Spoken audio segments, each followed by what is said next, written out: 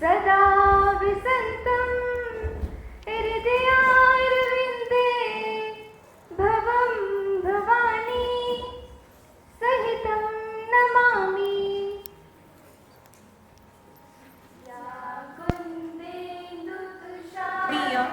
अमृतवाणी संस्कृत भाषा नैव कलिष्टा न च कठिना। सुंदर, समझने में आसान, सार्वभौमिक रूप से सहमत, सुरुचिपूर्ण, प्रिय, सुखद संस्कृत भाषा का मधुर भाषण ना तो अस्पष्ट है और ना ही कठिन।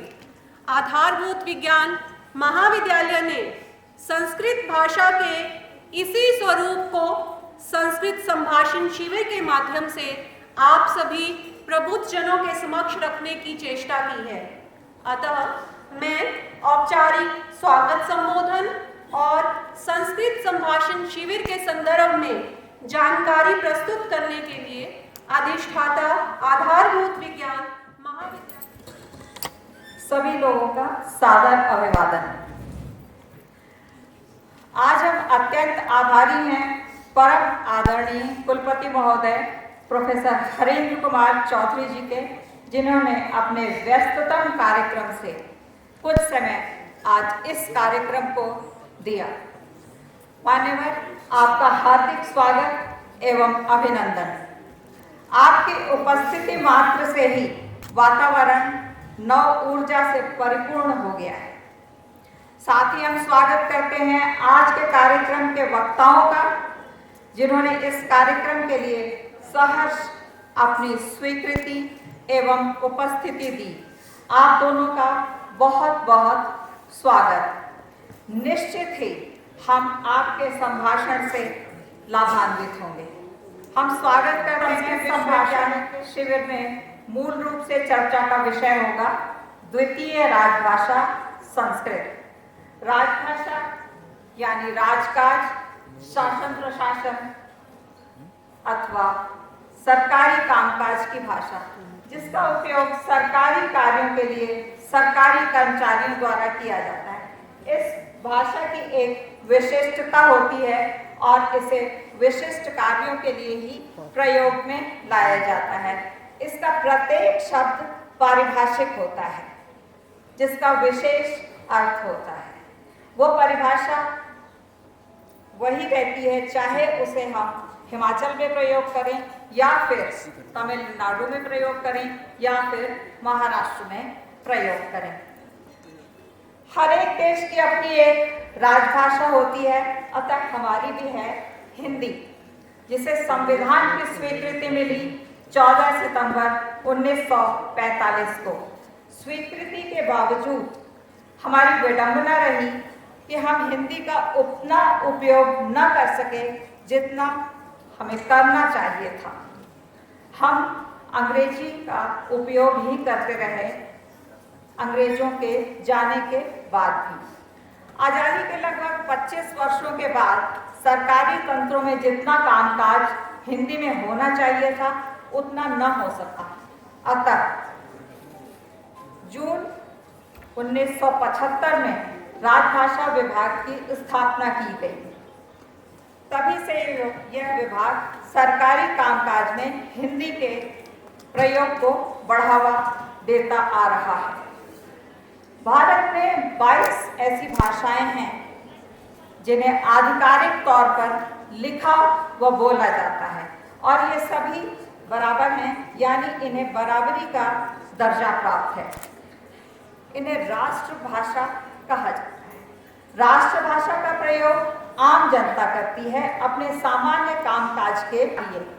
साहित्य में भी संस्कृत का प्रयोग अग्रणी रहा है। कालिदास द्वारा रचित अभिज्ञान शाकुंतलम व मेघदूत, भावभूति द्वारा मालती माधव व उत्तर रामचरितम और वाल्मीकि एवं व्यास के महाकाव्यों से तो संसार जो भली भांति मैं कह रही हूँ उसे अपने जीवन में उतारने की कोशिश करें। येषां न विद्या तपो न दानं ज्ञानं न शीलं गुणो न धर्मं ते मर्त्यलोके भुविभाग भूता मनुष्य रूपे मृगाश्चरन्ति। मतलब, हे मनुष्य, आप में इस श्लोक में बताए गए सभी गुण होने चाहिए, वरना हम मनुष्य न रह करके इस धरती पर एक मृग के समान हो। संस्कृत समासन शिविर के मुख्य अतिथि माननीय परम श्रद्धेय प्रोफेसर हरिंदर कुमार चौधरी जी, कुलपति हिमाचल प्रदेश कृषि विश्वविद्यालय पालमपुर, अधिष्ठाता आधारभूत विज्ञान मैडम अनीता जी, सभागार में उपस्थित महाविद्यालयों के अधिष्ठाता, अनुसंधान निदेशक, विस्तार निदेशक व अन्य वैधानिक अधिकारी, आज के आमंत्रित मुख्य वक्ता डॉक्टर OSK शास्त्री जी एवं डॉक्टर सुमन जी, सभी विभागाध्यक्ष, डॉक्टर हृदयपाल जी, पत्रकार समुदाय, आदरणीय शिक्षक व गैर शिक्षक वर्ग, छात्र व छात्राओं व उपस्थित श्रोताओं, आज के इस विशेष सत्य वक्ताओं का संक्षिप्त परिचय पढ़ना मेरे लिए एक विशेषाधिकार और खुशी का पल है, क्योंकि ये प्रोग्राम जो है ये संस्कृत संभाषण शिविर का आयोजन राष्ट्रीय कृषि स्तर शिक्षा परियोजना के अंदर किया जा रहा है, जो कि इस यूनिवर्सिटी में परियोजना जो है वो प्रचलित है। मैं सबसे पहले जो है वो doctor professor OSK Shastri ji का परिचय पढ़ूंगा। महोदय, आपका जन्म 1970 में हुआ है। आप भौतिक विज्ञान में MSc, MPhil एवं PhD हैं।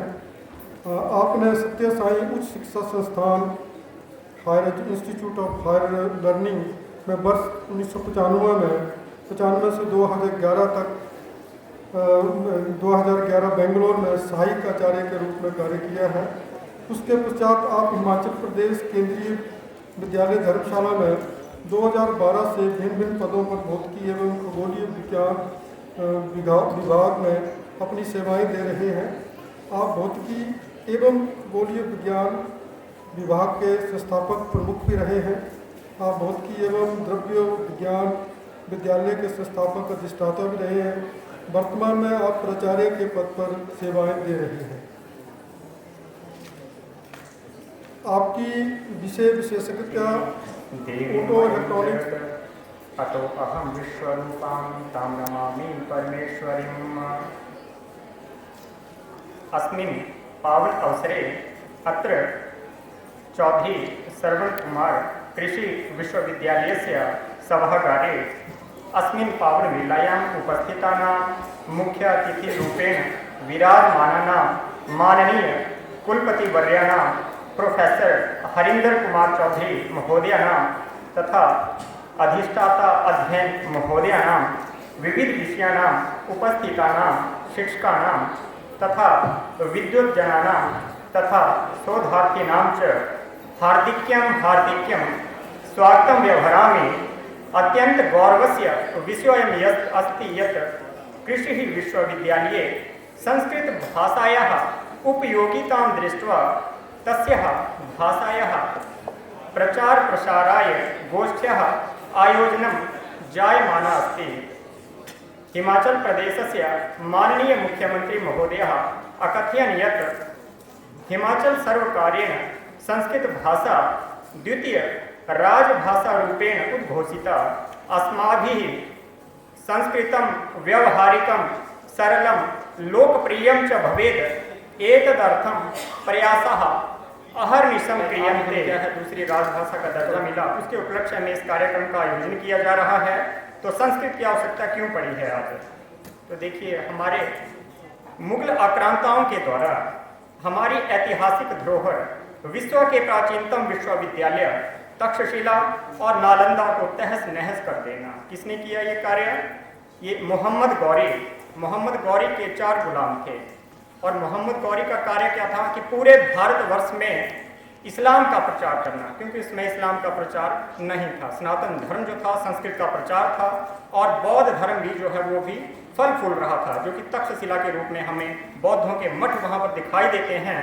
तो मोहम्मद गौरी ने सोचा कि अपने 4 गुलाम थे और उनके नीचे जो है वो सेनापति कार्य करते थे। तो उनमें से एक मोहम्मद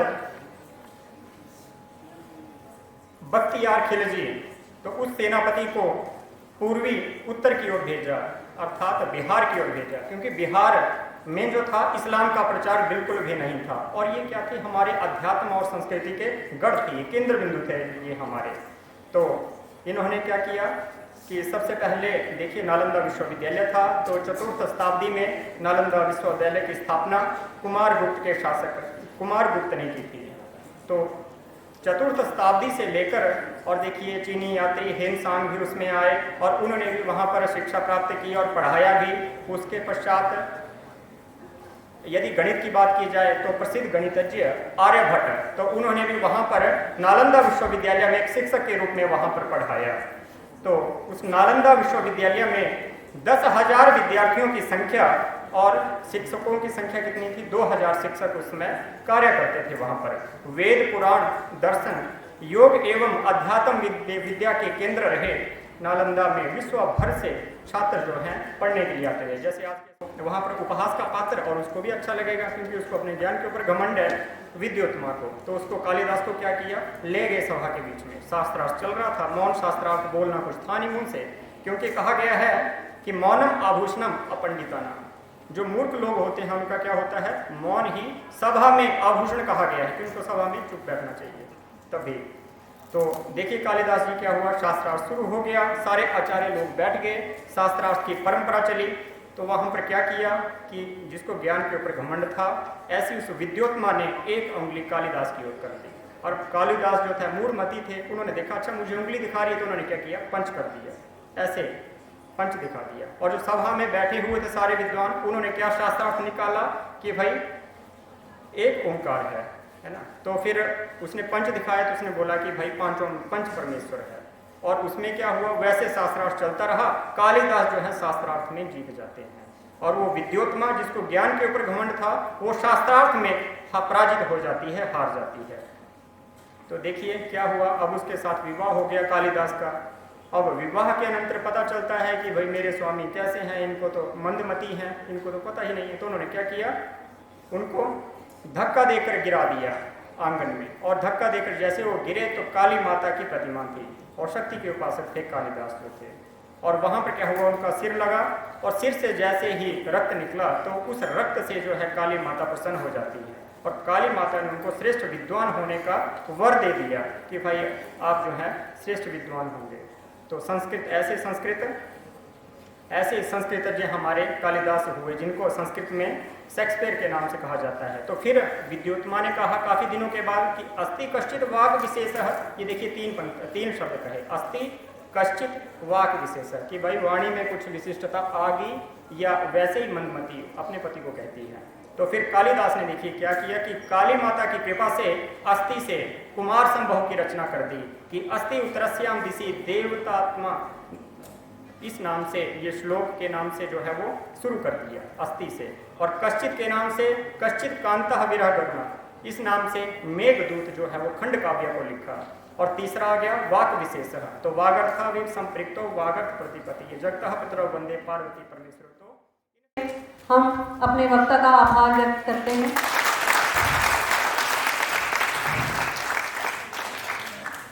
अब हम बढ़ेंगे श्लोक उच्चारण प्रतियोगिता की तरफ। प्रतियोगिता के नियम इस प्रकार हैं। प्रतिभागी अपना एवं अपने महाविद्यालय का नाम जाहिर नहीं करेंगे, अन्यथा अयोग्य घोषित किए जाएंगे। उच्चारण सभी प्रतिभागी केवल 3 श्लोकों का ही उच्चारण करेंगे, जिनका हिंदी में भी अनुवाद किया जाएगा। उच्चारण एवं अनुवाद अधिकतम 4 मिनट में प्रस्तुत करेंगे। पहली घंटी 3 मिनट और दूसरी घंटी 4 मिनट पर बजेगी, जिसके पश्चात अंक काटे जाएंगे। निर्णायकों का फैसला अंतिम होगा। प्रतियोगिता के निर्णायक इस प्रकार हैं। सेवानिवृत्त संस्कृत प्रोफेसर आदरणीय डॉक्टर वीरपाल सिंह जी। संयुक्त श्लोक क्रमांक 38 गीता के अध्याय 2 में सुशोभित है। सुख दुखे समे कृत्वा लाभा लाभौ जया जयो ततो युद्धाय युज्यस्व नैवं पापम वापस्यसि, जिसका अर्थ यह है कि जय पराजय, लाभ हानि और सुख दुख को समान समझकर उसके बाद जीवन युद्धों के लिए हे मानव तू तैयार हो जा। इस प्रकार युद्ध करने से जीवन भर तुम पाप के भोगी नहीं बनोगे। अर्थात अपनी चुनौतियों में अगर आप सर्वत्र अपना सब कुछ लगा देते हैं तो जीतने पर तो आपको अपना सब कुछ मिलेगा ही, लेकिन अगर यदि आप हार भी जाते हैं तो आपको अफसोस नहीं होगा, पश्चाताप नहीं होगा। ध्यायतो विश्यानुपुंसः संगस्तेषु उपजायते, संगात् संजायते कामः, कामात् क्रोधो अभिजायते। द्वितीय अध्याय श्लोक क्रमांक 62। अर्थात विषय वस्तुओं के बारे में हमेशा सोचते रहने से उनके प्रति आसक्ति हो जाती है, यानी कि जिससे कामना पैदा होती है या इच्छा पैदा होती है। और कामना पैदा होने के कारण जब हमारी वो कामना पूरी नहीं होती है तो क्रोध की उत्पत्ति होती है। जिस तरह से मनुष्य अगर अधिक खाता रहे तो उसकी भूख बढ़ जाती है और हमेशा सोता रहे तो उसकी निद्रा बढ़ जाती है, ठीक उसी प्रकार जब मनुष्य अपनी इच्छाओं के बारे में सोचता रहता है तो और उसकी इच्छाएं अगर पूरी ना हो तो अपनी इच्छाओं में बंध के रह जाता है। उसी को आसक्ति कहते हैं। और जब आसक्ति चरम सीमा पर बढ़ जाती है तो उसे कामना कहते हैं। और जब हमारी कामना पूरी नहीं होती है तो क्रोध की उत्पत्ति होती है। ये श्लोक एवं सतत युक्ताय भक्तास्त्वां पर्युपासते, ये चाप्यक्षरम् अव्यक्तं तेषां के योगवित्तमा, मय्यावेश्य मनो ये मां नित्ययुक्ता उपासते, श्रद्धया पर्योपेतां स्ते मे युक्ततमामता। इसमें अर्जुन श्री कृष्ण से प्रश्न पूछ रहे हैं कि कुछ भक्त तो आपके सगुण रूप की पूजा करते हैं, परंतु कुछ भक्त ऐसे भी होते हैं जो निराकार ब्रह्म की पूजा करते हैं। तो आपको इन दोनों भक्तों में से सबसे ज्यादा मान्य कौन है? श्री कृष्ण उत्तर देते हैं, जो मेरी सच्चे मन से पूजा करता है, जो मेरी भक्ति में लीन रहता है, जिसकी श्रद्धा मेरे लिए अचल है, वही मेरे लिए श्रेष्ठ भक्त व योगी है। इत्यपि चन्दन्नस्मिन् देशे ग्रामो ग्रामः सिद्धवनं, मृदयपि चन्दन्नस्मिन् देशे ग्रामो ग्रामः सिद्धवनं, यत्र च बाला देवी स्वरूपा बालः सर्वे श्रीराम, बालः सर्वे श्रीराम। अर्थात चंदन है इस देश की माटी, तपोभूमि हर गांव है। चंदन है इस देश की माटी, तपोभूमि हर गांव है। हर बाला देवी की प्रतिमा, बच्चा बच्चा राम है, बच्चा बच्चा राम है। न अस्ति विद्या समं चक्षु, न अस्ति सत्य समं तपः, न अस्ति सत्य समं तपः, न अस्ति राग समं दुखम, न अस्ति त्याग समं सुखम। अर्थात विद्या के समान कोई नेत्र नहीं होता। जिस समान हमारी आंखें हमें आगे चलने के लिए रास्ता दिखाती है, उसी तरह विद्या भी हमें आगे चलने की राह को दर्शाता है। और न अस्ति सत्य समम तप, जिस तरह मुनि अपनी तपस्या करके मन को शांत करते हैं, उसी तरह सच बोल के भी मन को शांति मिलती है। न अस्ति त्याग समम दुखम, अर्थात न अस्ति राग समम दुखम, अर्थात कि आसक्ति के सिवाय कोई दुख नहीं है। अगर हम लोग हमेशा ये सोचते रहेंगे किसी भी वस्तु के प्रति हमारे मन में आसक्ति होगी तो हमें हमेशा उस चीज को पाने का दुख सताता रहेगा, और मिल जाने के बाद उस चीज को खोने का दुख हमेशा सताता रहेगा। तो इसका अब सवाल ये उठता है कि ये लोग रहता कहाँ है, इसका ठिकाना कहाँ है। तो भगवान कहते हैं कि इंद्रियाणि मनोबुद्धिः अस्याधिष्ठानमुच्यते, एतैर्विमोहयत्वेषः ज्ञानमावित्य देहिनम्। अर्थात इंद्रियाणी मनोबुद्धि, यानी हमारी कर्म इंद्रियों में, हमारे मन में, हमारी बुद्धि में इस शत्रु का वास है और ये हमारी कर्म इंद्रियों पे काबू करके हमें इन भौतिक चीज़ों के प्रति हमारे अंदर इच्छा उत्पन्न करता है।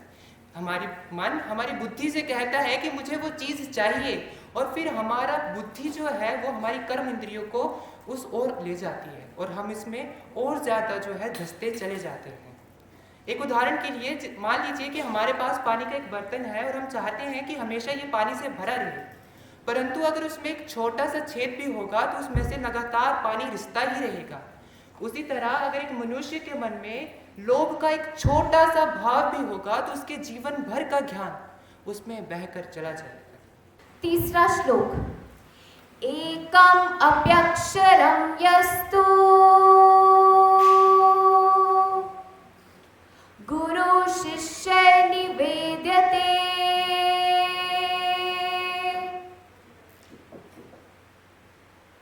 गुरु शिष्य निवेद्यते पृथिव्यां नास्ति तत्रव्यम् यदा दत्वा हि अर्णि भवे। भावार्थ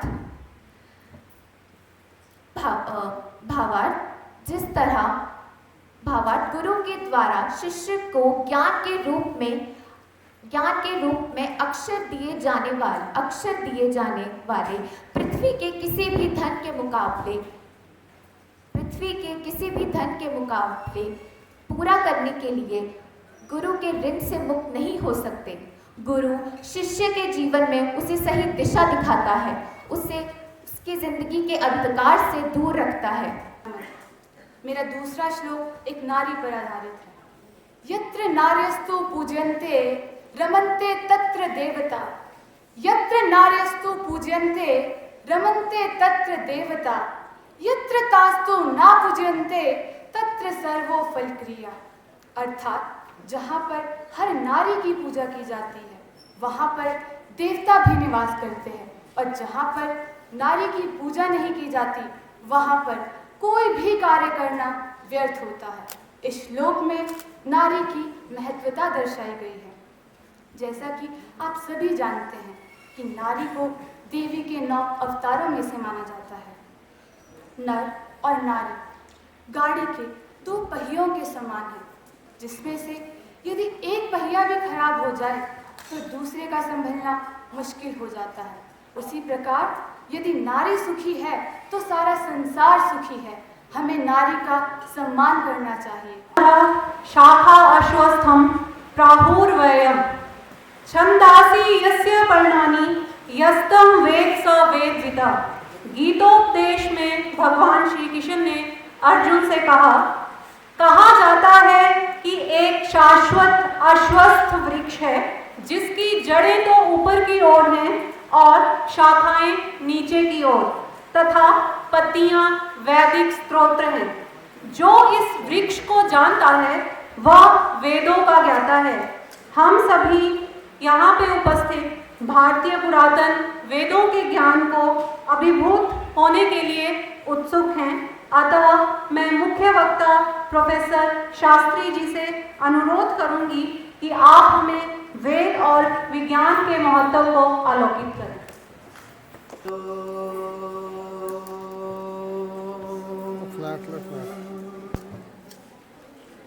गणेशाय नमः, सरस्वत्यै नमः,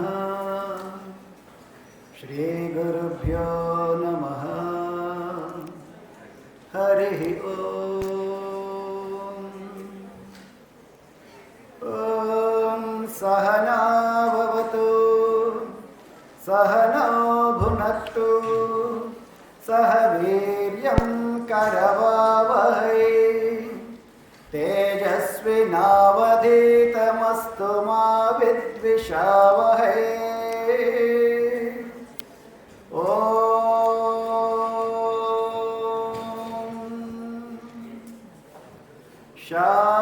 शांति शांति शांति।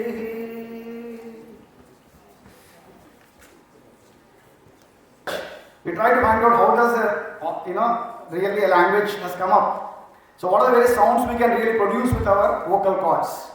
So here, these 14 Shiva Sutras cover all possible sounds that a human being can make. Okay? So this is the foundation of human speech. See, this is the beauty of our culture. Everything we see as God. Everything we see and revere as God. Okay? Even if we see a snake, we do namaskar. If we see a small tree, we do namaskar. We see a mountain, we do namaskar. Because we believe that this entire creation is permeated with the divine. Okay? So that divine you can call by any name. Right? But of course we are in Shiva Bhumi, so I am very happy to show Shiva. Okay, now where is the proof for this? That all these 14 sutras have come from Lord Shiva. So the only proof that we can have is again Panini's manuscript. So in Panini's manuscript you can see clearly all the various you can see here 1, 2, 3, then 4, 5, 6, 7, I have marked all of them. So all the 14 different sutras that I have shown you in the previous slide, they are all coming in Panini's manuscript. So that is how we can come to the conclusion that the origination of Sanskrit was through the sounds produced by Shiva's Dhamru. And rest of that, as Professor Vipin has pointed out to us, all the languages, 22 languages that we have in our country, they all except Tamil have originated from Sanskrit. So in that sense, listening to Ved mantras, what is the effect of it on our cognition? Okay, and our stress levels, and we have published papers also on that. So a lot of work is going on in terms of the Sanskrit effect. Okay, first and foremost, of course, you all appreciate the fact that increasing that hippocampus means your memory capabilities have increased. And your memory capabilities have increased means, see, after all, of all instruments, why do you consider computer as one of the best instruments? Of all living beings, why do you consider human beings as the most advanced? Only thing that differentiates in oscilloscope from a computer is oscilloscope doesn't have memory, computer has memory. You understand? Importance of memory. It is memory which makes us intelligent, which makes us take better decisions, which makes us allow ourselves to be transformed continuously. Okay? So it's not that it's never late. Any time, even at the age of 60, 70, you can start learning and transform yourself into a different human being. I have many friends who have done that and shown it is possible. Okay? So Sanskrit effect is very pronounced when they have seen the brain maps. In fact, in 2008, I had done a Om Namo Bhagavate Rudraya Om Namaste Rudramanyavahuto Taishave Namaha Namaste Astu Dhanvane Bahubhyamutate Namaha Ya Taishu Shivatama Shivam Babhuvate Danu Shiva Sharavhyaya Tabhatayano Rudramrudaya Hiranyavarnam Harinim Suvarnarajatasrajam Chandram Hiranmayim Lakshmim Jatavedo Mahavaha. This is a very beautiful, very soothing mantra, and we found that their cognitive abilities, those who are 50%, right? The 50% of students who have been learning the chanting, their cognitive abilities have shown tremendous increase. Tremendous increase when we mean the significance level. So the chanting that we do for Ganesha is Om Namaste Ganapataye Tvameva Pratyaksham Tattvamasi Tvameva Kevalam Kartasi Tvameva Kevalam Dhartasi Tvameva Kevalam Hartasi. What we are going on telling is, boss, you are the consciousness, you are the consciousness. We are telling characteristic of consciousness there. You understand? So initially when we used to chant, we never used to know the meaning. But Swami told, no, you continue chanting, the meaning will come to you. That is what is, in research I tell my students, if you keep on interacting with the content will reveal itself to you. The content will reveal itself to you. If you keep on researching, right, and interacting with the content, suddenly you will see the truth. It is not that it is not there. It is our effort. It's our Shraddha which gives rise to the Jnana. That's why they say Shraddhavan Labate Jnana. Okay? it will rust. Anything you don't use, it will go into oblivion. You understand? So it is our responsibility to keep Sanskrit alive, because it is what? It's our grandmother. Right? तो उसको हमें जीवित रखना है। और जीवित कैसे रखेंगे? उपयोग में करेंगे तभी रख सकते हैं ना।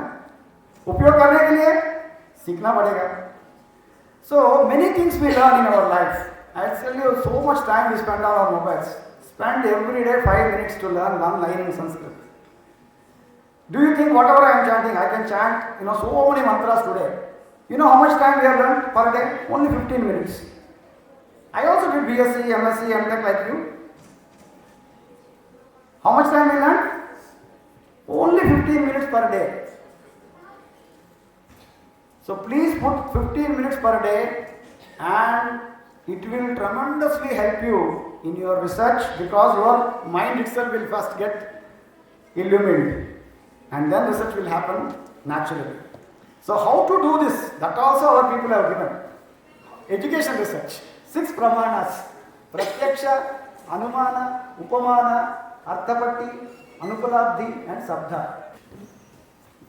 आपके वक्तव्य की कड़ी में ही मैं एक श्लोक जो आचार्य चाणक्य ने चाणक्य नीति में लिखा है, श्लोकेन व तदर्थेन तदर्थार्था अक्षरेण व अबंध्यम दिवसम कुर्यात् दाना अध्ययनं कर्म भी। ऐसा एक भी दिन नहीं जाना चाहिए जब आपने एक श्लोक, आधा श्लोक, चौथाई श्लोक या श्लोक का केवल एक भी अक्षर नहीं सीखा, या आपने दान, अभ्यास या कोई पवित्र कार्य नहीं किया। तो आए हम सब प्रण लें कि संस्कृत सीखने की दिशा में हम एक सार्थक प्रयास करेंगे, ताकि संस्कृत में निहित ज्ञान के भंडार को हम भारत की प्रगति के पथ पर अग्रसर करें, भारत को प्रगति के पथ पर ले जाएं। एक अन्य प्रतिभागी द्वारा उच्चारित श्लोक को मैं पुनः कहना चाहूंगी।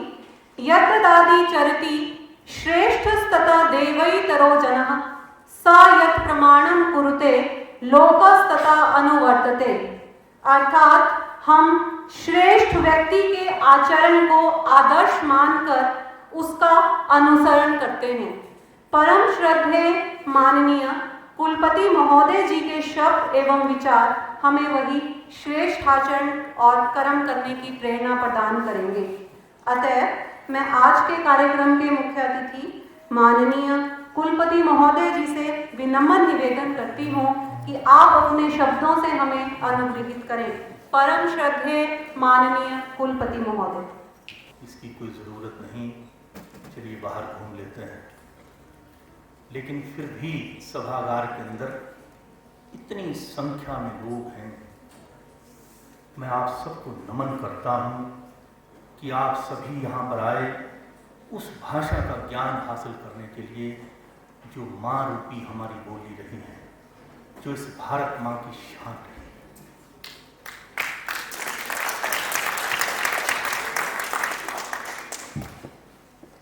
संस्कृत यानी सम और कृत, यह ऐसे दो शब्दों से बना एक शब्द। मैं शास्त्री जी की तरह और विपिन जी की तरह ऐसा संस्कृत का ज्ञानी तो नहीं हूँ, मगर 10वीं कक्षा तक ही मैंने भी संस्कृत पढ़ी है और इसका कुछ अनुसरण अपने जीवन में आज तक करता रहा हूँ और कर रहा। आज आपसे इतना ज्ञान प्राप्त हुआ, मैं बहुत प्रसन्न हुआ, मेरी आत्मा बहुत प्रसन्न हुई कि आपने हम वेदों से, शास्त्रों से, विज्ञान से और महाविज्ञान से दोनों विभूतियों में इस तरह से जोड़ा। ये अद्भुत है। हमारे बच्चे इतनी अच्छी तरह से संस्कृत बोल सकते हैं, मैं कभी नहीं सोचा था। मैं उनको भी बधाई देता हूँ।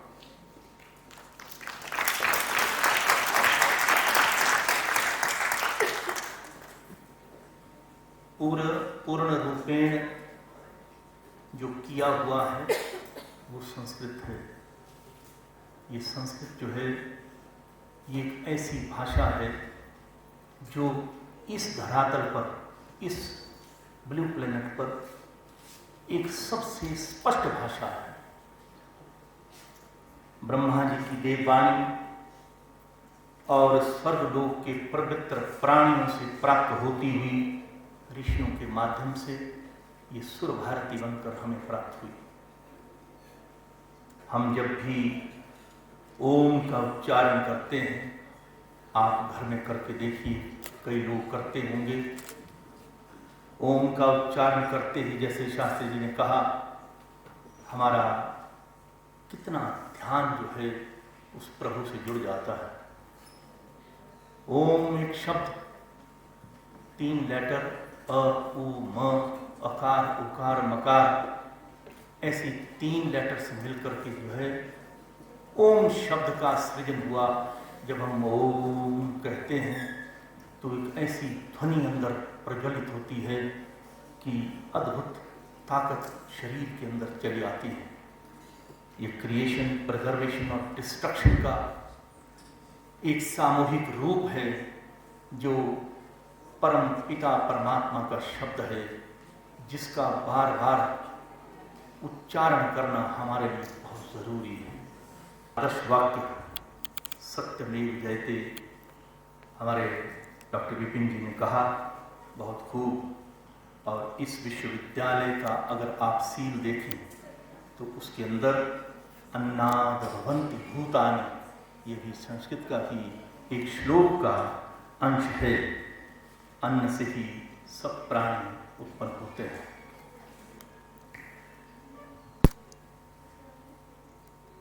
भारतवर्ष में सर्वप्रथम एक समाचार पत्र प्रकाशित हुआ सुधर्मा के नाम से, और 14 जुलाई 1970 को ये समाचार पत्र NB अयंगर जी ने लेकर आए सिटी ऑफ मैसूर में। और आपको हैरानी होगी कि इसकी 3500 प्रतियां जापान और अमेरिका में जाती रही हैं।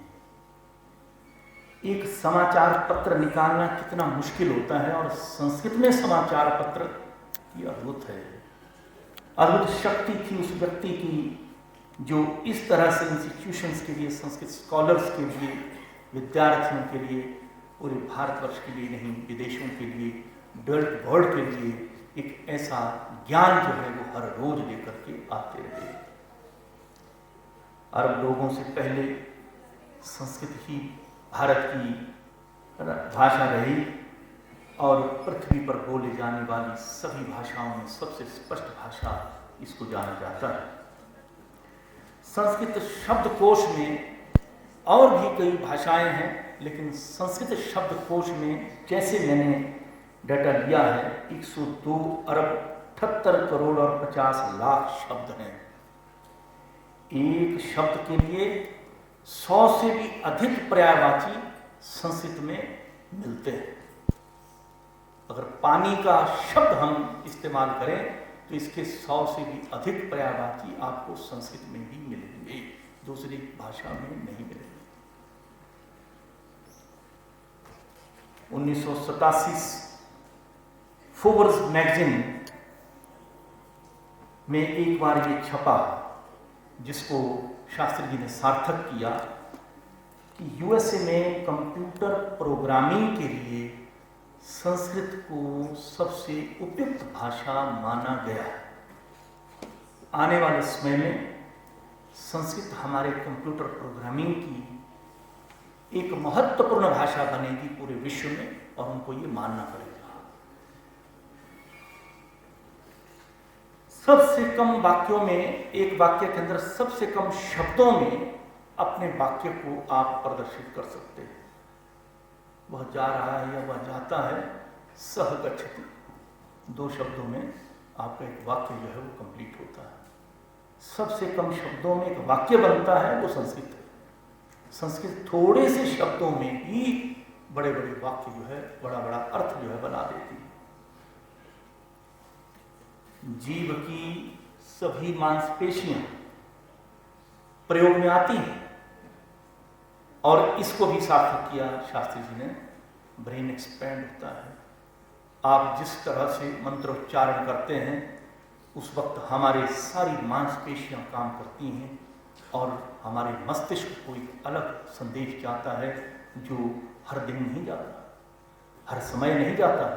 जब आप इससे, इन मंत्रों से प्रेरणा लेकर के उनको पढ़ते हैं तब जाकर के वो ध्यान जो है उसमें लगता है और आपके वो बहुत काम आ सकता है।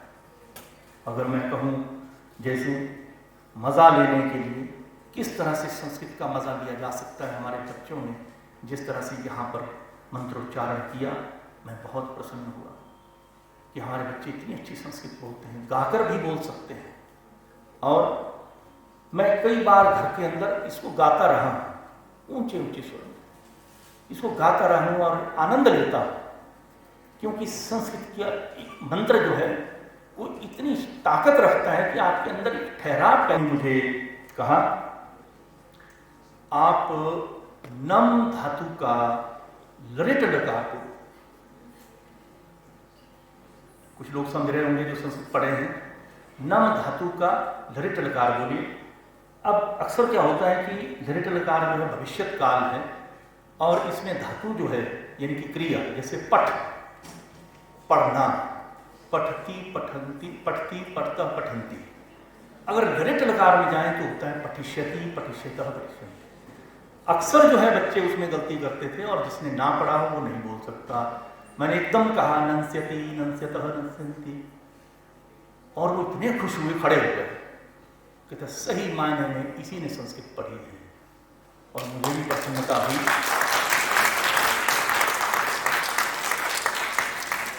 हालांकि मैंने वहां कंटिन्यू नहीं किया, मैं डीएवी कॉलेज चंडीगढ़ चला गया, लेकिन 3 माह जो मैं वहां रहा, शास्त्री जी के आंखों का तारा बनकर रहा। उनको लगा कि यही व्यक्ति है जो संस्कृत को सही मायने में पढ़ता है। मुझे भी खुशी हुई, आज भी मुझे याद है। तो आप देख सकते हैं किस तरह से अब आप इसकी तुलना करें संस्कृत की, ये कैसे बेटर है। हम जैसे नंबर की बात करते हैं, सिंगुलर एंड प्लूरल, एक वचन एंड द्विवचन, एक या बहुत, एक या बहुत। अब इसमें आप देखिए कि क्या 2 जो है वो बहुत होते हैं। मान लो कि 1 और फिर 2, तो इंग्लिश के हिसाब से 1 जो है वो सिंगुलर है और 2 जो है वो प्लूरल है। 2 जो है वो बहुत है, तो क्या 2 बहुत होते हैं? संस्कृत ने इसको सिद्ध किया नहीं। एक वचन, द्विवचन, बहुवचन बहुत तब होंगे जब 2 से ज्यादा हो। अब देखिए कितनी बारीकी है उसमें संस्कृत में, जो कि दूसरी भाषाओं में नहीं है। अब हम आते हैं लिंग की तरफ, मेल फीमेल, लेकिन कोई भी भाषा जो है वो न्यूटर के लिए कोई क्रिया नहीं बताती, न्यूटर के लिए कोई शब्द नहीं बताती। फल जो है वो किस कैटेगरी में हम डालेंगे, मेल या फीमेल। पानी जो है हम किस कैटेगरी में डालेंगे, रेल को हम किस कैटेगरी में डालेंगे, वायुयान को किस कैटेगरी में डालेंगे। लेकिन यहां संस्कृत में पुल्लिंग, स्त्रीलिंग और नपुंसकलिंग, इसमें 3 जो है वो कैटेगरी बना के रखी है। अब आप सोच सकते हैं कि दूसरी भाषा से ये कैसे बेहतर है। इतनी गहराई तक हर वर्ग को, हर कम्युनिटी को, धरती के हर जीव को पहचान दी गई है। ये कितनी सुंदर भाषा है, कितना ये जबरदस्त इसका जो है वो ग्रामर व्याकरण है।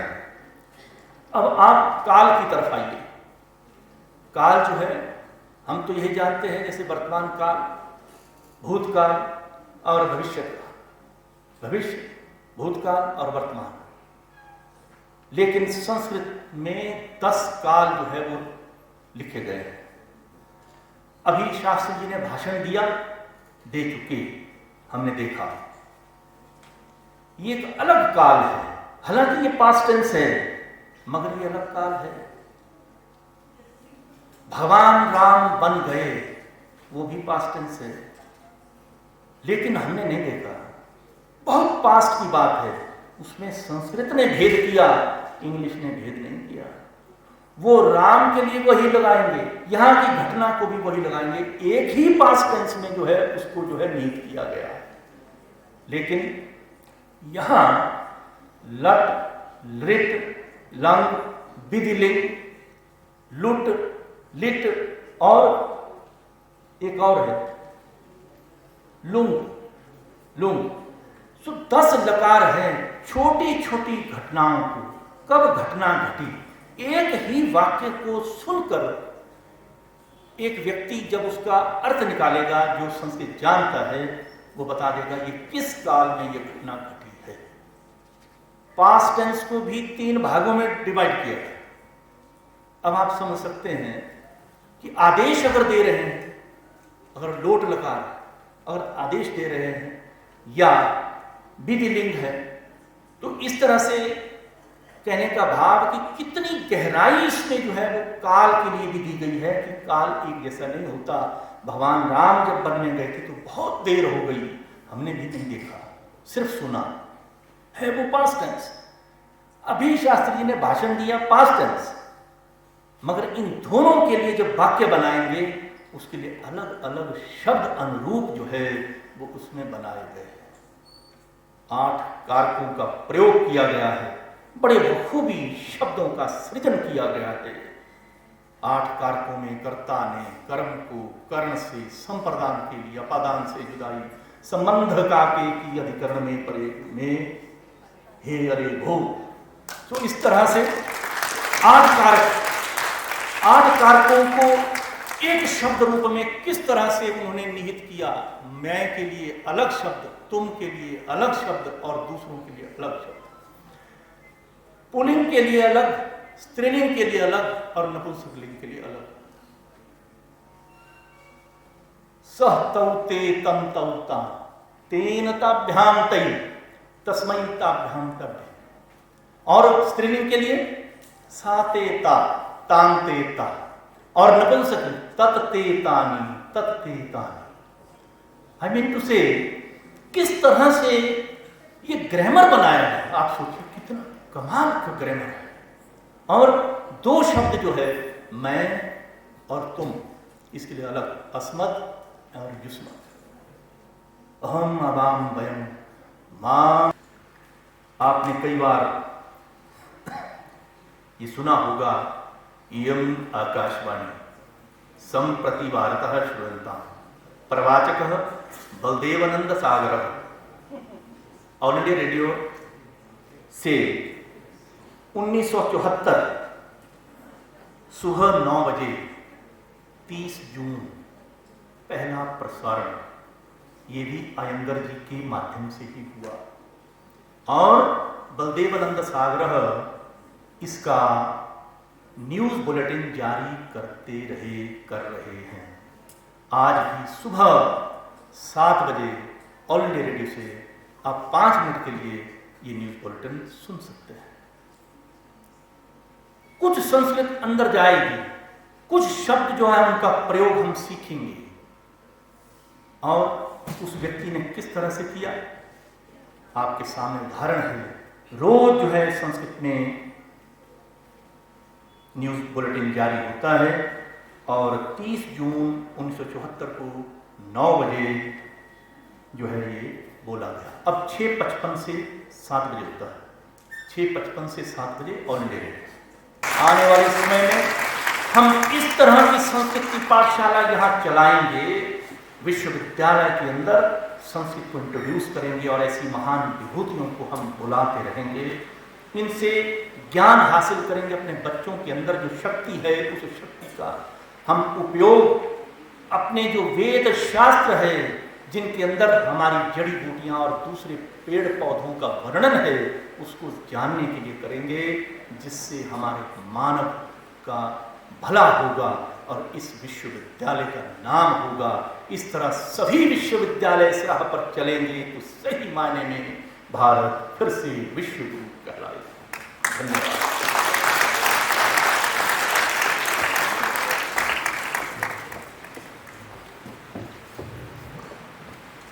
धन्यवाद महोदय। आपका सानिध्य और आपका व्यक्तित्व हमें हमेशा ही प्रेरित करता है।